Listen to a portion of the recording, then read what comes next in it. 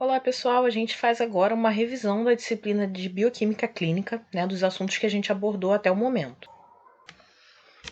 Falamos um pouco sobre o setor de bioquímica, né, e como ele é de suma importância no diagnóstico laboratorial, né. São realizados no setor de bioquímica os exames como glicemia, como perfil lipídico, avaliação da função do fígado, avaliação da função renal, dentre outros, né. Então é um dos setores que mais contempla em quantidade de exames, né, propriamente dito, o diagnóstico laboratorial de rotina. E todos os exames, né, toda a rotina laboratorial, ela está dividida em três fases: pré-analítica, analítica e pós-analítica.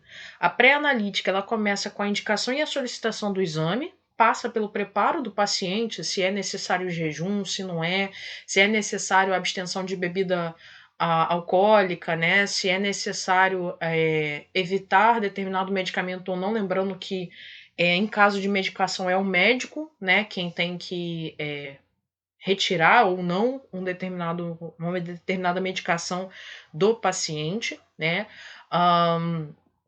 Se deve se evitar a prática de atividades físicas, entre outras coisas mais.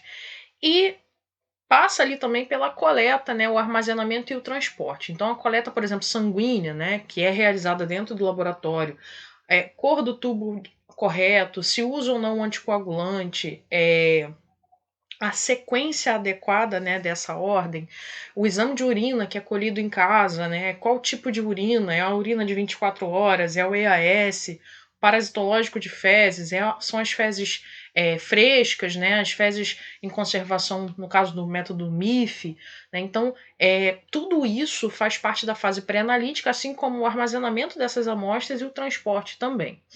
A fase analítica é a realização do teste propriamente dito, né? O que eu estou utilizando ali. Estou ali avaliando uma lâmina, estou executando a dosagem bioquímica, eu estou. Isso considerando todos os setores, tá, gente? Estou ali fazendo a identificação bacteriana, no caso do setor de micro, então tudo isso passa pela fase analítica e após analítica, né? Dentro da analítica eu tenho ali até os resultados. Na pós-analítica, eu faço a análise desse resultado, faço a confecção do laudo, liberação desse laudo e ele finda lá com a tomada de decisão pelo médico, né, com o diagnóstico sendo feito pelo médico. Dentro do setor de bioquímica, as principais variáveis, né, que a gente vai considerar aqui no setor, né, na fase pré-analítica, são jejum, né, o armazenamento dessa amostra, se essa amostra pode receber luz direta ou não, se essa amostra precisa ficar refrigerada ou não, né, a questão do anticoagulante a ser utilizado, né, existem amostras, por exemplo, que têm um anticoagulante de preferência, né, e pode até ser processada com outro tipo de anticoagulante, porém tem que ser processada de uma forma muito mais rápida, né? Então, são esses fatores que vão interferir. E a questão do jejum, né? Alguns exames necessitam de jejum, outros não. Alguns de jejum de maior tempo, outros de menor tempo. Lembrando que o jejum ele também não pode ser tão prolongado, porque aí o corpo entra no metabolismo de estresse e isso pode prejudicar, na verdade, a dosagem. Então, ao contrário do que muita gente imagina, né?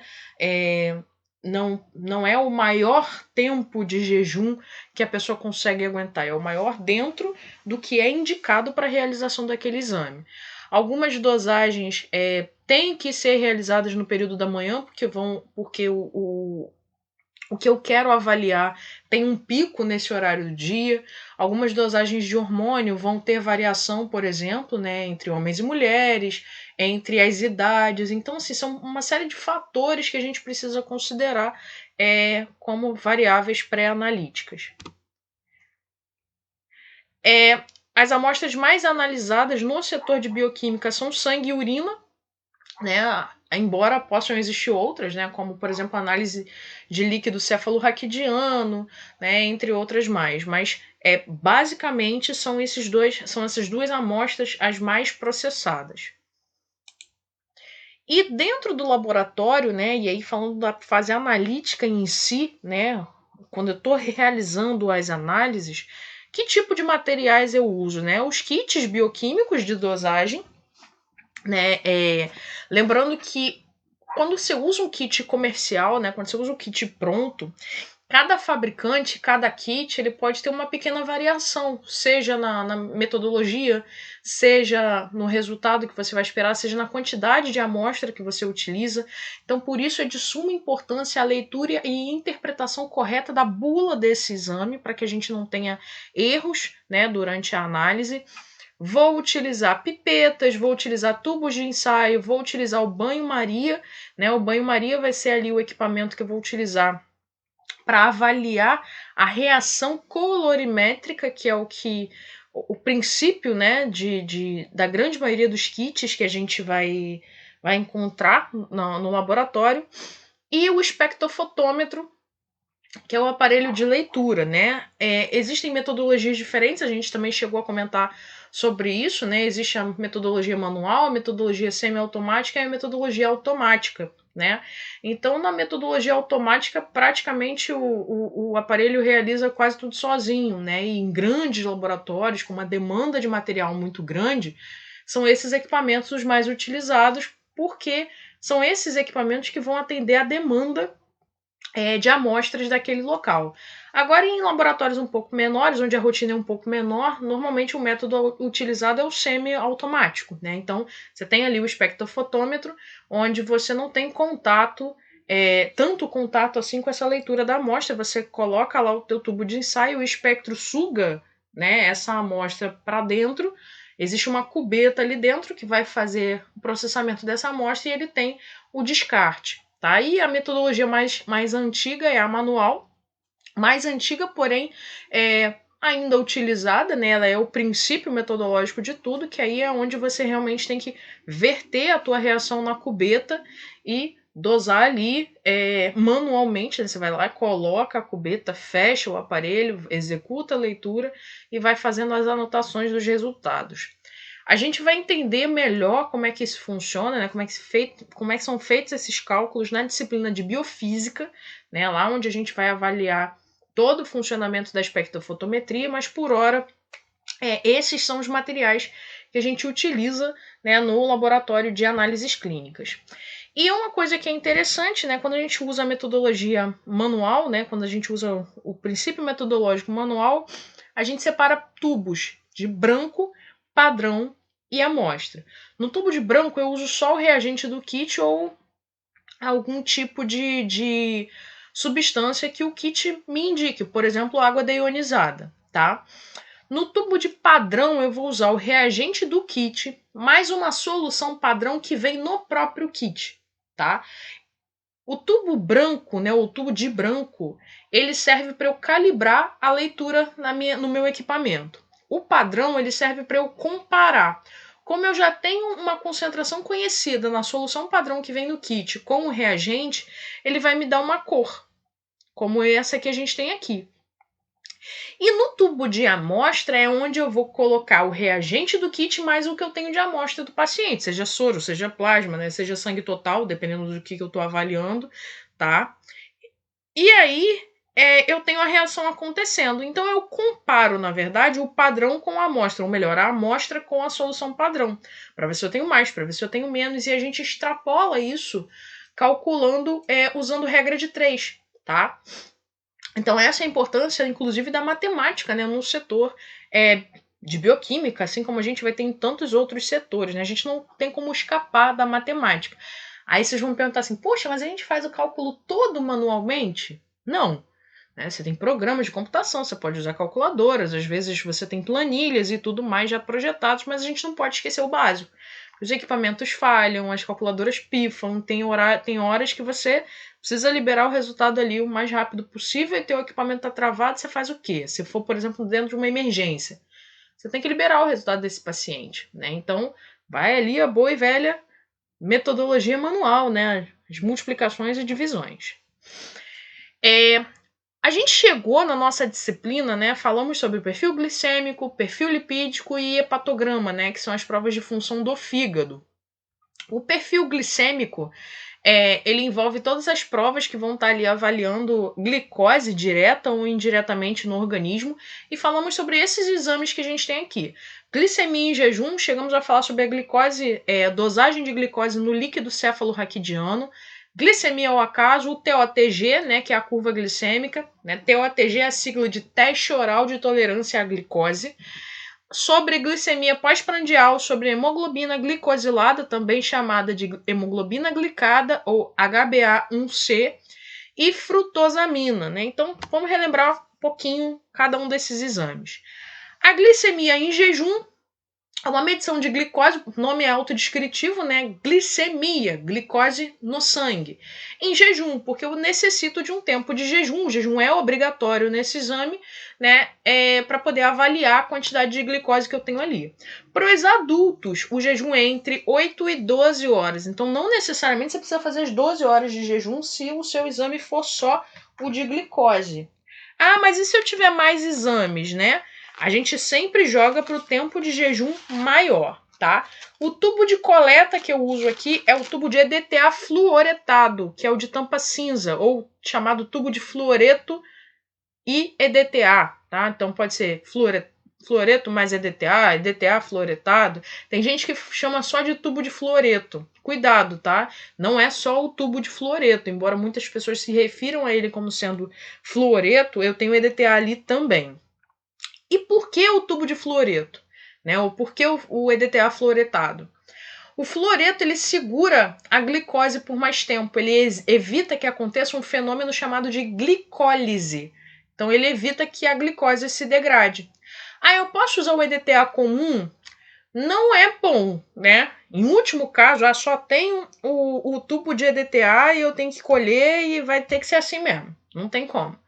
Você pode até usar, mas essa amostra tem que ser processada o mais rápido possível, porque senão você vai ter dando uma dosagem errada. Então não é o ideal, né? Somente em situações de emergência, quando você não tem o que fazer e não tem outro tubo, ok?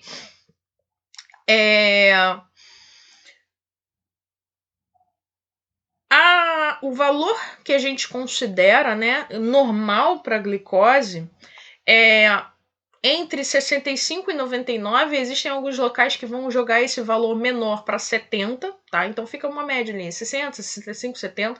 Porém, o valor maior é de 99 miligramas por decilitro, tá? Então isso é o que a gente chama de normoglicemia.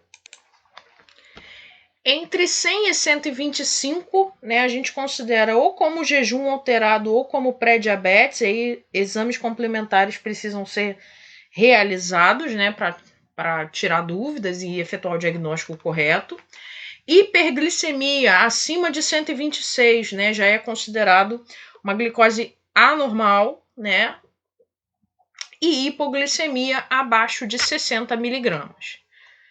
No líquido cefalorraquidiano, você pode processar a dosagem de glicose, não é uma dosagem de rotina, tá? Mas a dosagem de glicose no líquor, né, no LCR ou no líquido cefalorraquidiano, as três palavras são sinônimos, ele é utilizado para avaliar quadros, por exemplo, de meningite ou outras infecções, outras situações que podem acometer as meninges, né? Não é um exame de rotina, né? Ninguém sai por aí puncionando medula de ninguém, como rotina, realmente só em casos graves, né, ou que se suspeita de uma coisa mais séria ali nesse líquido, né. A gente falou também sobre a glicemia ao acaso, que também é chamada de glicemia casual ou até mesmo glicemia capilar, né. Esse capilar ele não vem de cabelo, ele vem de vasos capilares, tá? Porque a gente usa normalmente a polpa digital, né, a pontinha dos dedos para fazer a coleta de glicose. Então aqui a gente tem um passo a passo, né, a glicose que a gente lê com auxílio dos dispositivos manuais, né, com a tira reativa, né, fura o dedinho lá com a lanceta e faz a leitura no exame. Coisas que a gente precisa considerar em relação à glicemia ao acaso, tá? Ela não é um exame de diagnóstico, né? Eu não faço diagnose de ninguém usando glicemia ao acaso. Ele serve para monitorar e se eu ver que o negócio está ruim, está descontrolado, a pessoa vai ao médico, o médico solicita o exame e ela vai confirmar isso com o resultado de laboratório. Outro ponto, as tiras reativas, elas têm tempo de validade, tá? E aí eu preciso usar as tiras dentro da validade, porque senão vão estar me dando uma leitura errada. Terceiro ponto, o equipamento precisa estar calibrado, né? Eles têm calibração de tempos em tempos. Um aparelho descalibrado também mede a glicemia errado. É bacana utilizar a glicemia ao acaso para monitoramento, né? Você não vai ficar indo no laboratório todo dia fazer a sua dosagem de glicose. Então, pessoas que sofram, por exemplo, com oscilação de glicemia, pessoas diabéticas, pessoas que sofrem de hipoglicemia, também é interessante avaliar quando é que a glicose está baixa ali, né? Então, ela é mais para o monitoramento daquele paciente. No caso dos diabéticos, a glicemia ao acaso em qualquer hora do dia, sendo maior ou igual a 200 miligramas, e os pacientes têm sintomas de diabetes, como poliúria, que é a urina em excesso, polidipsia, que é a sede intensa, e perda de peso, a gente já pode considerar esse paciente como diabético. Então, eu considero. Ah, mas eu tenho um laudo fechado? Não. Você parte para os exames laboratoriais para ter uma confirmação. Falamos do TOTG, né, que é o teste oral de tolerância à glicose, também conhecido como curva glicêmica. Esse exame tem esse nome pelo seguinte: ele é realizado em 2 momentos. A pessoa chega ao laboratório em jejum e lá ela tem a glicemia de jejum colhida, né? Então colhe ali a amostra de glicose.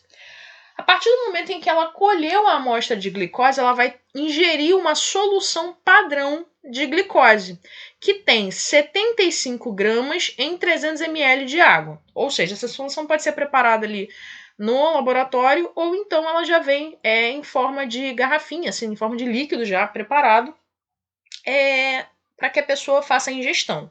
Tem que ingerir o líquido todo. Não pode, se o paciente passar mal e vomitar, invalida o teste, não dá para ingerir de novo, não dá para fazer em outro momento. Aquele teste fica inválido e esse paciente precisa retornar em outro momento para realizar, tá?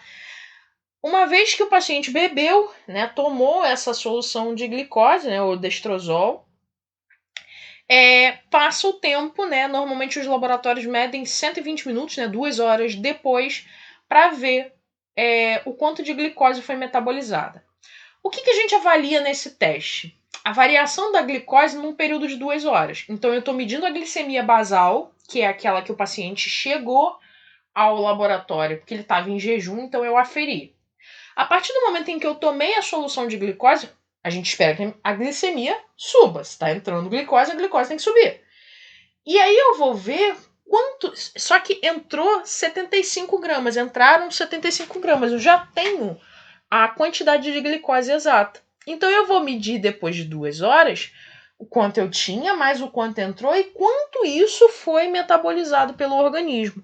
Num paciente normal, eu tenho isso aqui, ó. A glicose foi aferida, então o paciente no tempo zero aqui é onde ele faz a ingestão, né, da solução de glicose, e 2 horas depois eu espero que o metabolismo dele faça isso aqui, ó. Ele esteja metabolizando e essa glicose abaixo. Num paciente com diabetes, olha o que acontece. 2 horas depois, a glicose ainda está lá em cima. Por quê? A diabetes é justamente essa dificuldade de baixar a glicemia, seja por falta de insulina, seja porque essa insulina não está atuando direito, né? Então eu chamo de curva glicêmica porque a ideia é ver isso aqui. Quanto eu tinha, quanto entrou, quanto foi metabolizado. E vou avaliar se essa curva vai ser normal ou compatível com quadros de diabetes. Então aqui a gente tem, ó, o valor de jejum. Valor de jejum. Se no jejum esse paciente foi até 99, ele está normal.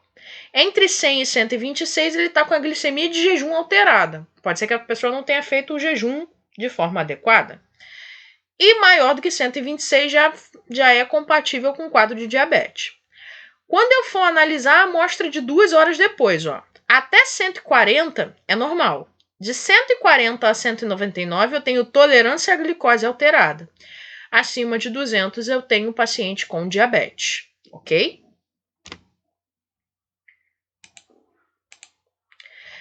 Glicemia pós-prandial. A glicemia pós-prandial ela é um exame realizado após uma refeição. Então a pessoa come, né? Come ali uma refeição normal, né? Nem de mais nem de menos, uma refeição corriqueira. E A partir do momento em que ela terminou a refeição, ela não vai comer mais nada, né? A refeição foi o último ponto dela e ela, após essa refeição, 2 horas, ela vai lá ao laboratório e colhe essa amostra para avaliar a glicemia. Aí vocês estão perguntando assim, poxa, mas uma refeição não é estranho a gente que assim não sabe direito o que entrou, o que a pessoa ingeriu. Só que existem pessoas que vão passar muito mal na hora de fazer a curva glicêmica, por exemplo, né? Pessoas que vão enjoar muito na hora que tomar a solução de destrozol. Então, a pós-prandial é uma alternativa para eu avaliar a glicemia dessa pessoa. É quase que o mesmo parâmetro da curva glicêmica, né? Porém, a gente não tem aquela concentração exatamente conhecida. Só que ela é menos estressante para a pessoa. E digo isso para vocês por experiência própria, né? Na gestação, eu precisei fazer, né? Durante o pré-natal, eu precisei fazer a curva glicêmica. E na hora que eu ingeri a solução de destrozol, eu passei muito mal, né? Você já está gestante, eu enjoava muito. E quando eu tomei aquele líquido, eu quase desmaiei, né? Porque me deu um enjoo muito forte. Se a pessoa for diabética e não souber, né, e tá indo ali fazer a curva glicêmica, imagine a seguinte situação. Porque quando você chega no laboratório e colheu a tua glicose, aquela glicose não vai ser avaliada ali naquele momento. Então você não sabe quanto você estava. E aí, naquele momento, você toma a glicose de novo. Imagine que esse paciente já tenha chegado no laboratório com a glicose extremamente alta, né, como já tivesse ali em 200. E aí ele acabou tomando o destrozol, que são mais 75 gramas de glicose. Essa glicose vai subir muito, então é um risco. No caso de um paciente diabético, ele não faz esse exame. Normalmente se prefere a pós-prandial, né? Porque aí é um alimento, vai aos poucos, não é tudo de uma vez, o organismo já está metabolizando, tá? Então, existem situações de provas específicas, né, que o médico quer avaliar exatamente o metabolismo pós-prandial, então ele solicita esse exame, tá? E a gente considera uma pós-prandial normal com valores que estejam menores do que 140. Para um diabético, essa glicemia pós-prandial não pode ultrapassar 180, tá? Se ultrapassar, já está descompensada, essa glicose está descompensada. Falamos da hemoglobina glicosilada, tá? Que é um registro, na verdade, desse paciente. A hemoglobina glicosilada, que também é chamada de hemoglobina glicada, ela é um exame que vai avaliar o quanto de glicose está associado à hemoglobina. E por esse motivo, eu uso o tubo de EDTA, né? Não o EDTA fluoretado, o EDTA simples, o tubinho de tampa roxa, embora na imagem ele esteja mais rosado, tem algumas variações de fornecedores, tá? A amostra para esse tipo de dosagem é o sangue total, porque eu vou precisar provocar uma hemólise para poder fazer a avaliação. E a hemoglobina glicosilada ela é interessante pelo seguinte: ela me dá um registro de cerca de 3 meses, mais ou menos, dessa glicose no corpo. Então, ela elimina aquele paciente que quer burlar o exame de glicose.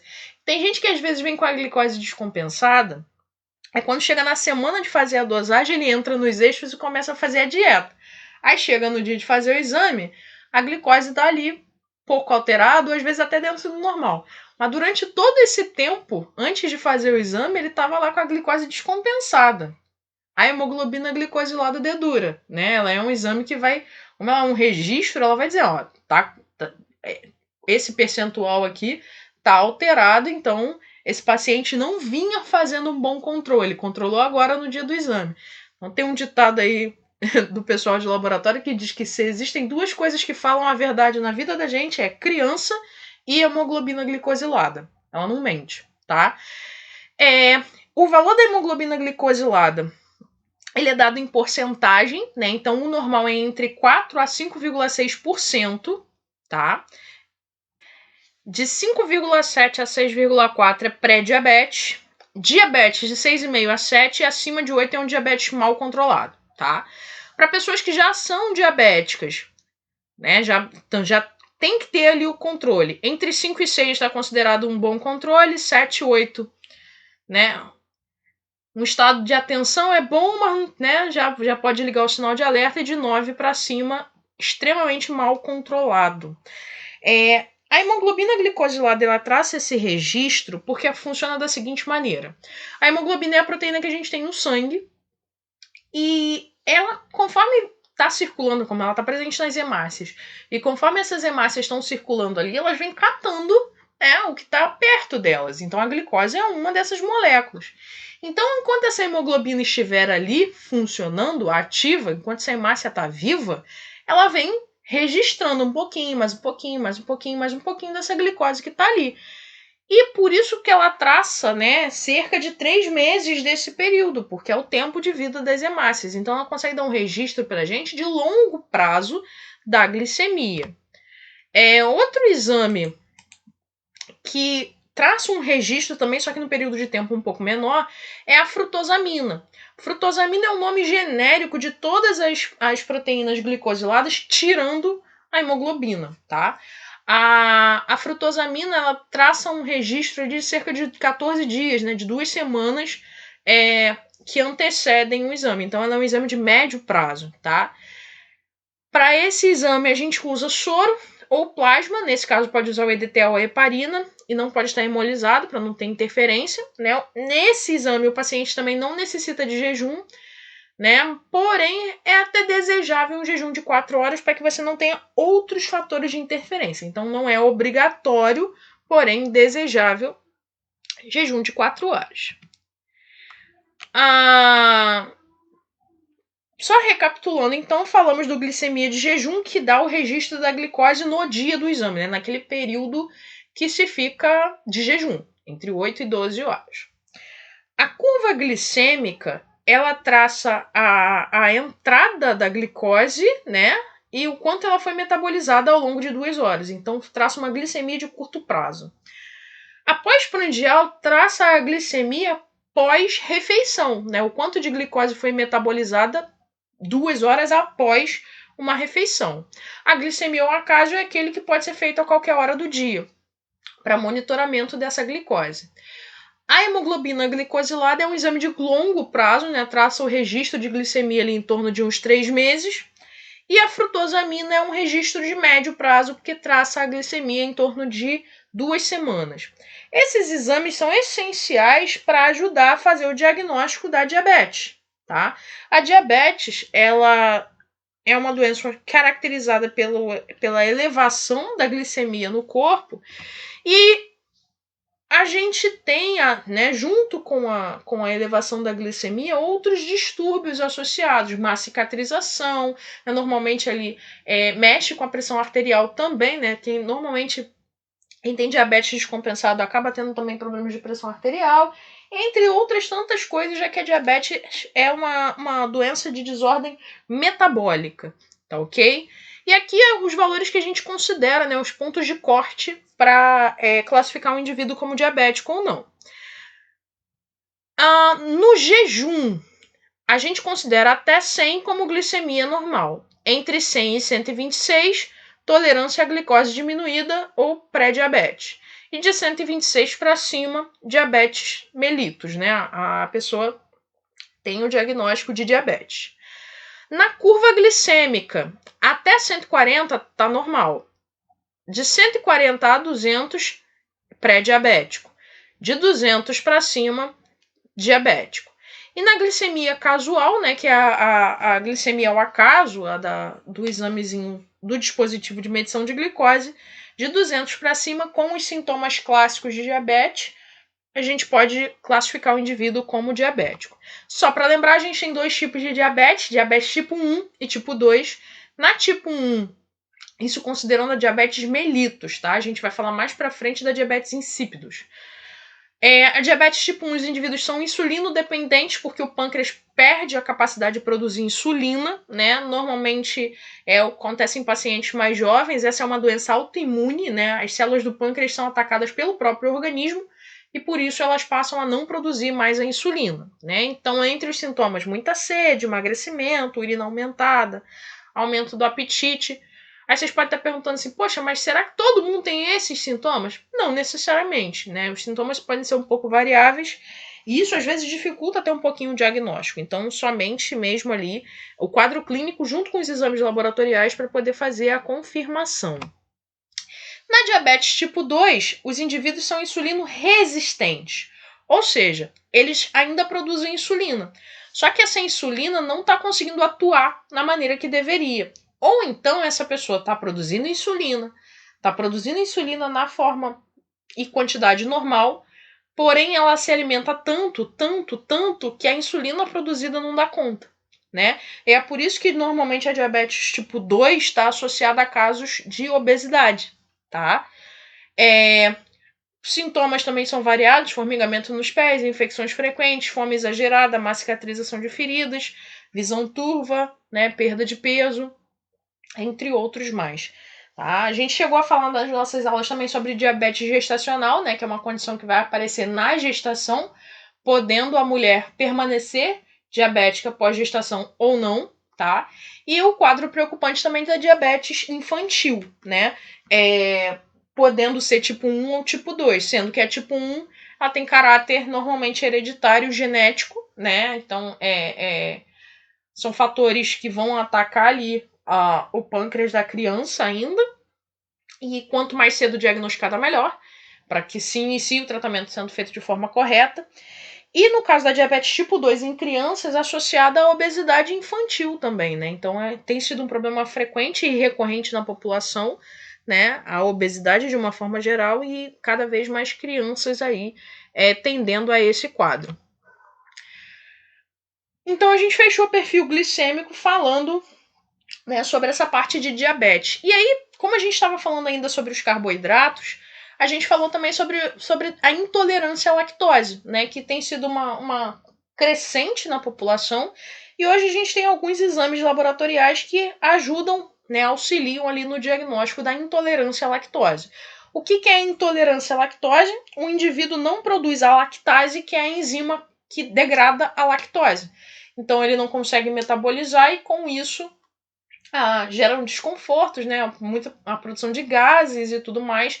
E essa pessoa tem desconfortos que às vezes podem evoluir para quadros mais sérios, né? Não são só gases que vão ser encontrados. O teste oral, né, de tolerância à lactose, ele é baseado no seguinte princípio: a pessoa toma ela chega no laboratório como se fosse para fazer a curva glicêmica. Ela tem a glicemia basal medida, né, após um jejum. Então ela chega, faz o jejum, colhe a amostra para glicose, e aí ela toma uma solução de lactose dissolvida em água, né? São 50 gramas para os adultos, né? 50 gramas dissolvidos ali em água, né? Ou uma solução já comercial pronta. E a partir desse momento ela vai tendo a glicemia medida. E vocês vão perguntar assim: pô, mas o teste de lactose, por que mede a glicose? Vamos pensar. A lactose ela é quebrada em glicose e galactose. Então, quando a pessoa metaboliza a lactose, a glicose dela vai aumentar, a glicemia dela vai aumentar. Nas pessoas que não possuem intolerância à lactose, eu vou esperar que eu tenha um aumento dessa glicemia, porque a lactose entrou, foi metabolizada, a glicose aumentou. Nas pessoas que são intolerantes, eu praticamente não vejo diferença dos valores de glicemia, já que a única coisa que entrou no organismo foi a lactose. Eu não vou ver essa diferença. E aqui a gente observa, ó, a gente tem, né, dois pacientes hipotéticos com a glicemia basal. Um paciente com 78 e outro com 80, e aí ingeriu a lactose. Ó. 30 minutos depois, o paciente 1 foi para 117, 60 minutos caiu para 94, a 90 minutos caiu para 80 e depois foi para 70. Então ele fez uma curva. O paciente 2 estava em 80, foi para 78, 76, 77, 75. Então a glicose praticamente se manteve. Esse paciente é intolerante à lactose, né? A lactose passou de tobogã ali pelo sistema digestório desse paciente sem sofrer alteração. Existe um ponto a ser considerado na questão da realização desse teste, é o seguinte: as pessoas que têm intolerância à lactose severa vão passar muito mal quando fizerem um teste como esse.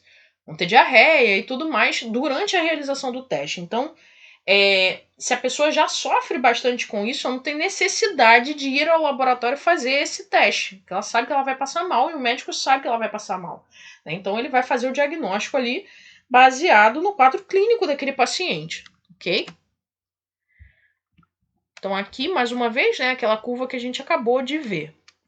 Existe o teste respiratório, que vai medir a quantidade de hidrogênio. É um teste onde a pessoa assopra um dispositivo e ele vai medindo a quantidade de hidrogênio que a pessoa tem no hálito. Por quê? Quando as pessoas são intolerantes à lactose, a lactose vai chegar lá no intestino grosso, né? Ela vai passar pelo intestino delgado inteiro ainda, sem sofrer degradação. E quando ela chega no intestino grosso, quem vai fazer a metabolização dessa lactose são as bactérias intestinais. E aí, conforme as bactérias estão fazendo essa digestão, elas geram gases. E isso eleva a concentração de hidrogênio. Então, nas pessoas intolerantes, eu vou ter uma concentração muito maior do que o normal. E isso faz com que o teste seja positivo, tá? Então, um aumento maior do que 20 partes por milhão, em relação ao jejum, faz com que eu valide o teste e veja que a pessoa é intolerante à lactose. E tem outras formas, né? O teste genético, que vai avaliar a presença ali dos genes para intolerância à lactose, e teste rápido no caso de biópsias, né? A pessoa já teve uma biópsia ali, sem precisar passar por esses testes, né? Ninguém vai fazer uma biópsia só para avaliar a tolerância ou não à lactose, mas se você já tem uma biópsia e já existe a suspeita de um indivíduo ser intolerante ou não, você pode lançar a mão desse tipo de teste, tá? Outro grupo de exames que nós comentamos foram os exames do perfil lipídico, né? Então, o lipidograma, né, ou lipidiograma, é mais fácil, é mais comum a gente se referir a eles como lipidograma. Ele engloba o colesterol total e as frações HDL, LDL e VLDL, que são as lipoproteínas, mais os triglicerídeos, e a gente tem alguns índices associados aí também. O lipidograma, né, enquanto o exame global, ele tem um jejum de cerca de 12 a 14 horas, deve-se evitar o álcool durante 24 horas antes da realização do exame. A última refeição não deve ser muito gordurosa, então se comer uma feijoada, né, aquela feijoada porreta mesmo, e fazer um lipidograma no dia seguinte não é uma boa ideia, você vai ter uma alteração. Um churrasco, né, com aquela carne ali cheia de gordura também não é uma boa ideia. O material para análise pode ser o soro, preferencialmente, ou então plasma com heparina, tá? Se dá preferência ao soro. Alguns exames hoje já têm a flexibilização do tempo de jejum. Então, por exemplo, se o paciente só vai dosar a colesterol total e as frações HDL e LDL, ele pode realizar esse exame sem jejum, tá? O LDL sendo dosado, não o calculado, tá? Se o paciente vai fazer a dosagem do cálculo do LDL usando a metodologia do cálculo, alguns laboratórios hoje eliminaram o jejum, outros não. Vai ficar a critério do laboratório aceitar. Triglicerídeos, mesma coisa. Antigamente se pedia um jejum de 12 horas e hoje alguns laboratórios aboliram o jejum. Tá? Então fica muito a critério do laboratório, a critério do médico que solicitou o exame. Às vezes ele quer avaliar justamente a quantidade de triglicerídeos normal no sangue, né, sem considerar o tempo de jejum. Então fica muito a critério do que se quer avaliar com esse exame. Triglicerídeos, né? Os triglicerídeos, eles são dosados também por espectrofotometria, assim como o colesterol tá? Realizando a dosagem de triglicerídeos, o valor desejável é inferior a 150 miligramas, limítrofe, né? Entre 150 e 200, elevado de 200 a 499 e muito elevado acima de 500. Lembrando que o triglicerídeo em excesso ele está relacionado a doenças cardiovasculares, a gordura localizada, a presença de chantelasma, que são essas projeções gordurosas aqui próximos aos olhos. Condição de lipemia, né? Plasma e soro hiperlipêmicos, né? Quem turva o plasma são os triglicerídeos.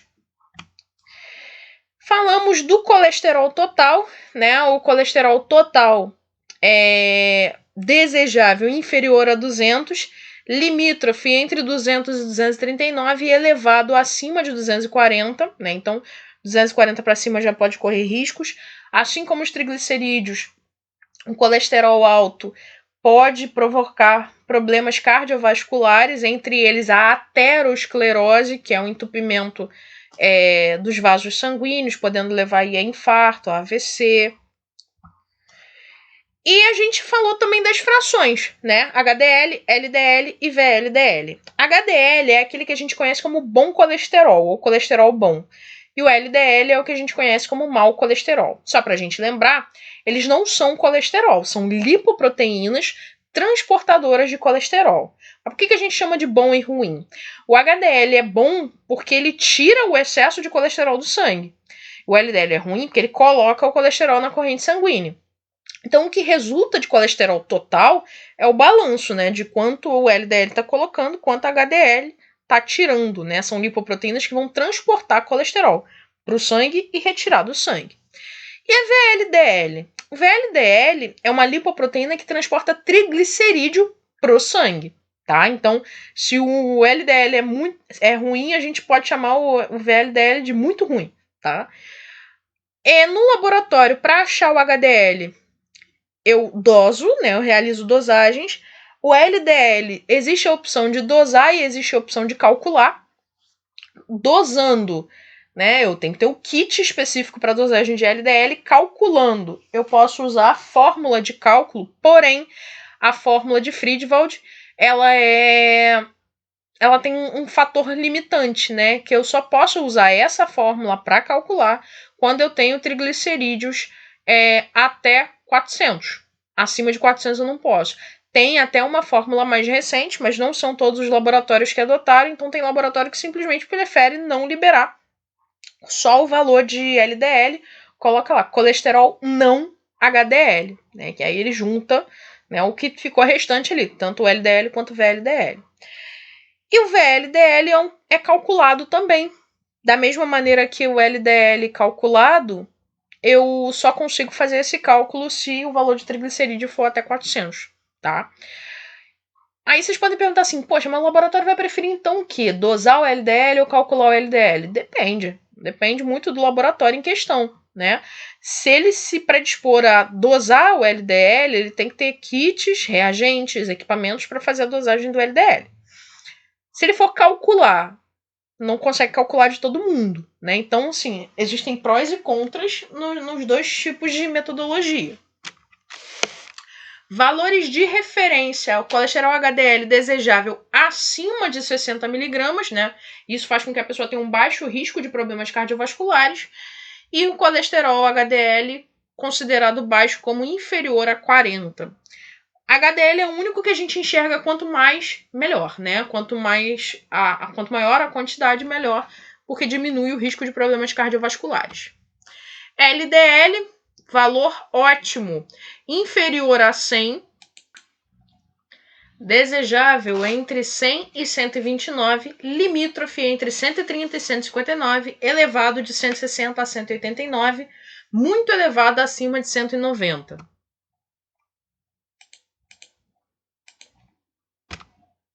VLDL valor de referência como sendo normal de 2 a 30 miligramas e alto já acima de 30. Lembrando que VLDL é quem transporta triglicerídeo, então quanto mais alto ele tiver, mais triglicerídeo vai estar chegando no sangue e por isso o problema é maior, tá? Para calcular o VLDL, quando o valor de triglicerídeo não é maior do que 400, né, com valores de triglicerídeos até 400, basta a gente dividir o triglicerídeo por 5 e a gente acha o valor de VLDL. Então, por exemplo, aqui eu tenho uma paciente de 30 anos de idade, essa paciente com colesterol total de 170, HDL em 50 e triglicerídeos em 100. Como é que eu faço para achar o VLDL dessa paciente? Pego o valor de triglicerídeo e divido por 5. Então, 100 dividido por 5, 100. Vamos pegar os valores de referência, ó, normal de 2 a 30. Como ela está dentro de 20, então o valor de VLDL dela está normal. Falamos do LDL, calculado, tá? Também vou calcular quando o triglicerídeo for até 400. A minha fórmula é a seguinte: colesterol total menos o HDL menos o valor de triglicerídeo dividido por 5. Então eu pego triglicerídeo dividido por 5, deixo o meu resultado anotado. Pego o valor de colesterol total, subtraio pelo HDL e subtraio pelo valor que eu encontrei. Vamos ver aqui como é que funciona, ó. Indivíduo do sexo feminino, 30 anos de idade, com colesterol total 170, HDL 50, triglicerídeos em 100. A fórmula é essa aqui, ó, colesterol total menos HDL menos triglicerídeo dividido por 5. Então, ó, colesterol total 170 menos o HDL 50 menos triglicerídeo, que é 100, dividido por 5. 170 menos 50, 120. 100 dividido por 5, 20. Então, o meu valor de LDL ficou 120 menos 20, que deu 100. Esse valor de 100 tá aqui, ó, no desejável, entre 100 e 129, tá? Como eu disse a vocês, alguns laboratórios preferem soltar o laudo com colesterol não HDL, né? Isso acontece normalmente quando o valor de triglicerídeo ele está acima dos 400.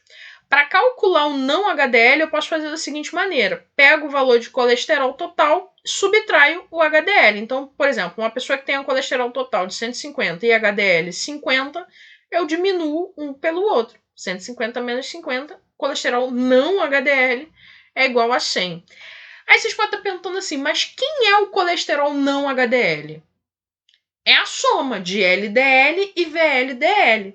Só que quando eu solto só o não HDL, eu não estou discriminando quanto pertence a quem. Eu estou dizendo que aquela fração ali não é do bom colesterol. Então sobrou o ruim, né? Sobrou tudo que é ruim para o outro lado. E quem sobrou é a quantidade dos dois, tá bom? Ah, mas aí se eu já tiver numa questão, por exemplo, os valores de LDL e de VLDL. Aí sim eu posso somar os dois para calcular o não HDL, tudo bem? Além dos lipídios, né, que a gente dosa, a gente tem os chamados índices de Castelli. Castelli 1 e Castelli 2. O Castelli 1 é uma razão entre o colesterol total e o HDL, ou seja, o colesterol total dividido pelo HDL. O Castelli 2 é uma razão entre LDL e HDL. Esses dois índices, eles vão medir o risco de doença cardiovascular. Então, o risco é maior quando o Castelli 1 for maior do que 4,4 e Castelli 2 for maior do que 2,9. Como assim? Vamos lá, Castelli 1, peguei aquele mesmo exemplo que a gente tinha anteriormente. Ó, indivíduo de sexo feminino, 30 anos de idade, com os seguintes valores: colesterol total 170, HDL 50, triglicerídeos em 100, LDL em 100 e VLDL 20. Qual seria o valor do Castelli 1 dessa paciente? Castelli 1 é o colesterol total dividido pelo HDL. Então, o colesterol total aqui, ó, 170 dividido por 50, que é o valor de HDL. 170 por 50 dá 3,4. 3,4 é considerado normal, né? Esse paciente só teria risco se Castelli 1 fosse maior do que 4,4. Lembrando que aqui a gente está falando de problemas cardiovasculares relacionados ao colesterol, tá, gente? Eu não estou considerando, por exemplo, hipertensão aqui. Às vezes você pode falar assim, poxa, mas a pessoa tinha um colesterol tudo normalzinho, triglicerídeo normal, falar infartou. Porque pode ter outra causa, estresse, né, tabagismo e outras coisas ali. Cálculo de Castelli 2, né, usando os mesmos exemplos, o Castelli 2 é a razão entre LDL e HDL. Então eu vou pegar o valor de LDL, que aqui nessa paciente é de 100, e dividir pelo valor de HDL, que nesse caso aqui é 50. Então 100 dividido por 50 deu 2. Lembrando que o índice de Castelli 2 ele só vai ser risco paciente se ele for maior do que 2,9. Aqui, como eu tenho 2, o paciente está normal, tudo bem? Então, dentro do lipidograma, colesterol total, colesterol HDL, colesterol LDL, valor de não HDL, valor de VLDL, triglicerídeos e os índices de Castelli-1 e Castelli-2. Comentamos também sobre o hepatograma, né, que são as provas de função do fígado. Falamos também na aula que o fígado ele é um órgão extremamente importante no nosso corpo, né? Ele vai participar de uma série de processos, metabolismo de medicamentos, metabolismo sanguíneo, metabolismo de drogas, né? Drogas, inclusive álcool, por exemplo. Vai participar de processo ali de reciclagem de alguns componentes dentro do nosso corpo, né? De redistribuição, melhor dizendo, dessas substâncias. Então o fígado ele atua em muitos locais, né? Ele é um órgão anexo do sistema digestório, mas a função dele não é só digestiva. Ele atua em muitas porções do nosso corpo. Só que o fígado tem uma grande questão. Quando as pessoas começam a sentir sintomas de problemas no fígado, normalmente é quando o estágio, né, dessa desordem já está um pouco mais avançado. Porém, as alterações nos parâmetros do fígado já são avaliados desde o início. Ou seja, fazer as provas de função do fígado, né, fazer os exames do hepatograma como rotina, garante que a pessoa consiga, por exemplo, pegar alterações hepáticas muito antes do que ela viria a observar com esses sintomas, e por isso a importância, tá? Dentro do hepatograma, a gente tem a dosagem de bilirrubina, a dosagem das enzimas, né, TGP, também chamada de ALT, TGO, também chamada de AST, fosfatase alcalina, gama-GT, também chamada de GGT, e a albumina, que é a principal proteína que a gente tem no nosso sangue, do nosso soro, melhor dizendo, ela também pode fazer parte da prova de função hepática, porque ela é produzida pelo fígado.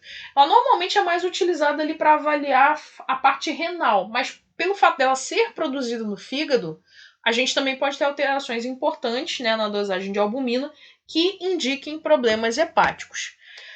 A bilirrubina, ela é resultante do metabolismo da hemoglobina do sangue. Então a hemoglobina é degradada, né, lá no baço, e é gerada a bilirrubina, tá? Essa bilirrubina, ela se divide em indireta e direta. A bilirrubina indireta, ela é chamada de não conjugada, tá? A bilirrubina direta, ela é chamada de conjugada. Quando a bilirrubina foi formada lá no baço, ela sai dali ligada à albumina e tá ali circulando no sangue.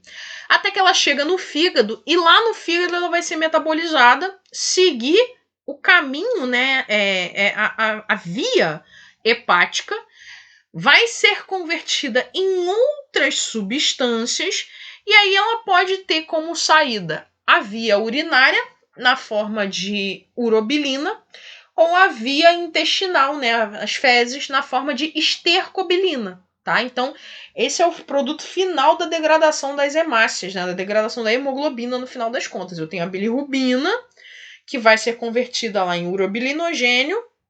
Esse urobilinogênio vai sendo metabolizado ali no organismo, formando, né, outros dois compostos, né? Se a eliminação foi a via urinária, ele vai ser eliminado na forma de urobilina. Se foi a via intestinal, ele vai ser eliminado na forma de estercobilina. Então, resumindo, o processo é esse. Porém, o excesso de bilirrubina na corrente sanguínea pode indicar problemas tanto em relação ao sangue quanto em relação ao fígado, tá? Para dosar a bilirrubina, o paciente precisa estar em jejum, né? No caso do adulto, jejum de 4 horas, para a criança não é necessário. Pode ser que tenha que se evitar alguns medicamentos, porém só o médico vai suspender. E aí a coisa mais importante, eu posso usar soro ou plasma, tá? Se for plasma, é com heparina. Só que essa amostra não pode receber luz direta, que a luz degrada a bilirrubina. Essa amostra não pode ter hemólise, porque se tiver hemólise eu gero hemoglobina, e se eu tenho hemoglobina eu gero bilirrubina. Né? Então, sem hemólise e sem receber luz direta. São duas condições extremamente importantes para que eu tenha a dosagem de bilirrubina de forma adequada. Um soro com excesso de bilirrubina, né, soro ou plasma, é chamado de ictérico, né, e ele fica com essa coloração amarelada ou amarronzada. Para Para dosagem de bilirrubina, a gente dosa, o exame, na verdade, é chamado de bilirrubina total, direta e indireta, tá? Normalmente, eu tenho kits que dosam bilirrubina total e bilirrubina direta. E aí eu preciso achar o valor da bilirrubina indireta. Como? Fazendo uma subtração simples. Eu peguei o valor da total, eu tenho o valor da direta, diminuo uma pela outra, e o resultado que eu achar vai ser o da bilirrubina indireta. Então, por exemplo, eu dosei bilirrubina total, deu 1. Dosei bilirrubina direta, deu 0,6. Qual é o valor da minha indireta? 1 menos 0,6. Vai dar 0,4. Então, 0,4 é o valor da minha bilirrubina indireta e é assim que a gente acha, né, o valor. Não faz a dosagem de tudo. Faz a dosagem de 2 e o laboratório, né, quem está ali responsável, calcula o terceiro valor.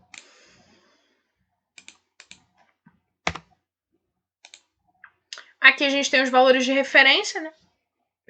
Valores de referência para os adultos, a total de 0,1 a 1,2, a direta até 0,4 e a indireta de 0,1 a 0,8. Nos recém-nascidos é comum que esse valor de bilirrubina seja um pouco mais alterado, né, por conta daquele estresse metabólico ali pós-nascimento, né, como a gente tem ali a bilirrubina como sendo resultante da degradação de células sanguíneas, né, então o pós-nascimento é a fase mais estressante, porém ele tende a se normalizar a partir do primeiro mês de vida da criança. A grande concentração de bilirrubina no sangue a gente chama de hiperbilirrubinemia, e para saber o que a pessoa tem, a gente precisa saber quais são os valores de bilirrubina que estão alterados, tá? Se o aumento for da bilirrubina indireta, é porque o problema está antes de se chegar no fígado, tá? Então pode ser hemólise, pode ser anemias hemolíticas, doenças autoimunes, enfim, alguma coisa que esteja relacionada ali anterior ao fígado. Se o problema for na bilirrubina direta, aí eu posso suspeitar de problemas no fígado ou trato biliar, né, a parte de pâncreas também. O valor alterado de bilirrubina, né, então a gente viu que o normal é de 0,1 a 1,2 e acima de 1,2 já é considerado hiperbilirrubinemia, né, o aumento da concentração de bilirrubina no sangue. Sendo que a partir de 2,25, né, tem alguns autores que consideram já a partir de 2, eu considero uma condição chamada de icterícia, né, que é aquele amarelamento da pele, é onde a gente observa já o soro ictérico pelo excesso de bilirrubina. E esse excesso de bilirrubina no sangue faz com que se acumule bilirrubina também na pele, nos olhos, que é característico, né, dos quadros de anemias hemolíticas e quadros também que afetam o fígado, né, como hepatite, cirrose. E como eu falei para vocês, nos recém-nascidos é comum, né, que a criança nasça com quadro de icterícia, e para reduzir a icterícia neonatal se recomenda o banho de luz, né? Inclusive esse, né, que a gente já viu que a luz degrada a bilirrubina, e esse é o motivo pelo qual a gente não pode deixar a amostra para fazer dosagem de bilirrubina sendo submetida à luz, porque ela vai degradar. Então aqui o objetivo é, de fato, fazer a degradação, coisa que não é para acontecer na nossa amostra. Falamos das transaminases, também chamadas de aminotransferases, que são as enzimas do fígado, TGO e TGP, ou respectivamente AST e ALT. Tá? São enzimas que vão marcar lesão de célula, sendo que a TGP é encontrada apenas no fígado. Então, das duas, ela é a mais específica. Eu só encontro TGP nos hepatócitos, nas células do fígado. A TGO eu encontro em outras células, como, por exemplo, o músculo cardíaco. Né? Lá nos primórdios de tudo, a TGO, inclusive, era utilizada até como avaliação de marcação de infarto, né? Então, por exemplo, avaliei os dois, encontrei TGP normal e TGO alterada, eu posso afirmar que o problema está no fígado? Porque eu encontrei a TGP normal. A TGO pode estar me indicando que essa pessoa tem um problema muscular ou até mesmo um problema, né, na musculatura cardíaca. Para TGP, jejum de 4 horas, posso usar soro ou plasma, né? E se for plasma, heparina ou EDTA. Valor de referência para os adultos, né, entre homens e mulheres não varia, 5 a 38 unidades por litro. E para TGO, jejum de 4 horas, soro ou plasma também, colhido com heparina ou com EDTA. Valor de referência nos homens de 11 a 39, homens adultos, né? E mulheres de 10 a 37. Em patologias hepáticas severas, né, como hepatites muito graves, esses valores podem chegar na casa dos 1000.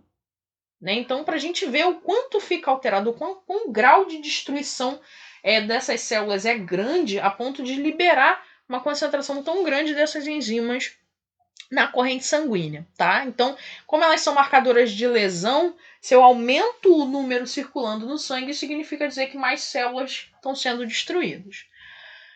A fosfatase alcalina e a gama-GT, né, ou a GGT, elas são marcadores das vias biliares. Então, elas estão muito presentes ali no canal biliar, né, na vesícula.